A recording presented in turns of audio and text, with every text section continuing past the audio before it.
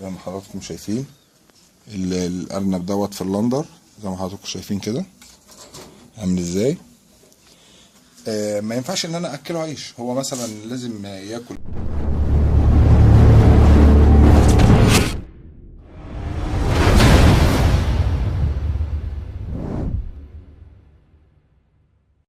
عليكم ورحمة الله وبركاته. النهارده يا جماعة معاكم أحمد شويبس، وأهلا بكم في قناة نجاح بلا حدود.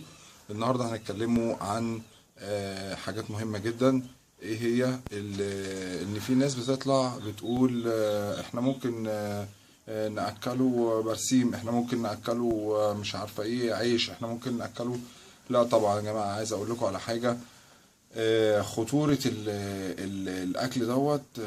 في حاجات ياما المفروض إن الأرنب ما ياكلهاش، وفي حاجات ياكلها في ظروف معينة. زي إيه؟ هقول مثلا زي البرسيم. البرسيم دوت بيعمل أول حاجة، بيعمل انتفاخ للأرنب. البرسيم دوت ينفع للأرنب، بس مش الأرنب الفرنساوي ولا النيوزيلندي ولا البلجيكي ولا البيبيون، الحاجات اللي هي الحساسة ديت.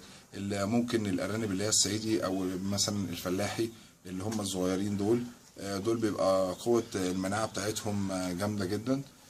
فما بيصيبوش بحاجة. ممكن تسيبهم في الأرض، ممكن تسيبهم في أي مكان، بيحفروا لنفسهم في الأرض ويعملوا بيوت لنفسهم. يعني زي كده الراجل الصعيدي لما يقول لك ما يتخافش عليه، يعني جامد.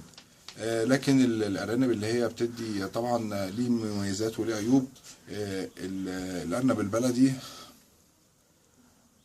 مميزاته دي، لكن العيوب بتاعته ان هو ما بيكبرش بسرعه. لكن احنا الارانب اللي احنا مثلا بنربيها، اللي هو الانواع زي اللي احنا قلنا عليها ديت، طبعا بتدي لحم، والارنب بيوصل ل6 و7 كيلو والحاجات ديت.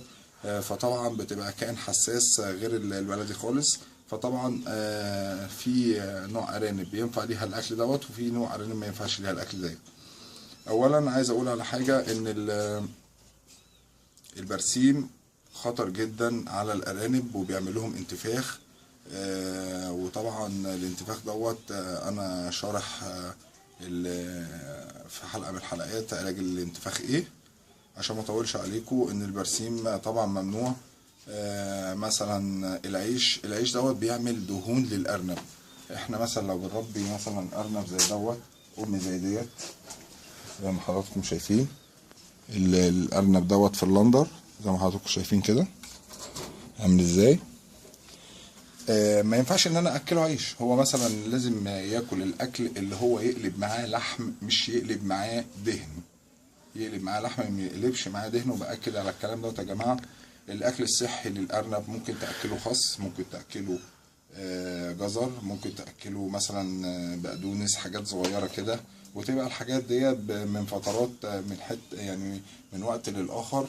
لكن في برضه نصيحه انا ممكن اقول لك عليها، ان انت ممكن لو انت عايز تاكل عيش، اكل عيش، بس الارانب ديت مش هتبقى صالحه للتربيه. انت مش هتعمل منه ولا هتعمل منها ولا هيعمل منه ذكر ولا اي حاجه. لان العيش الحاجات ديت بتعمل بالبلدي كده، زي ما احنا متعودين مع بعضينا. بالبلدي بيليس الارنب. تليس الارنب ديت ان هو بيبقى فيه شحوم وتراكمات بتأذي الذكر طبعا في التعشير والحاجات ديت. وبتأذي النتاية في الرحم بتاعها بيبقى فيه زي عندها دهون ياما، فطبعا ما بتخلفش. ودوت اللي انا كنت عايز اقوله لكم. وبالنسبه ايه اللي ينفع وايه اللي ما ينفعش. لكن لو انت عايز تاكل عيش، اكل عيش لقطيع انت عارف ان هو طالع يتباع. يعني لو انت بقى عايز تسمن وكده، ومش مش فارقه معاك ان انت مثلا هتشغل الام او هتشغل الذكر، عايز تاكل عيش، اكل عيش، بس يعني مش هيبقى صحي لو انت عايز تعمل ذكر او تعمل نتايه. والسلام عليكم ورحمه الله.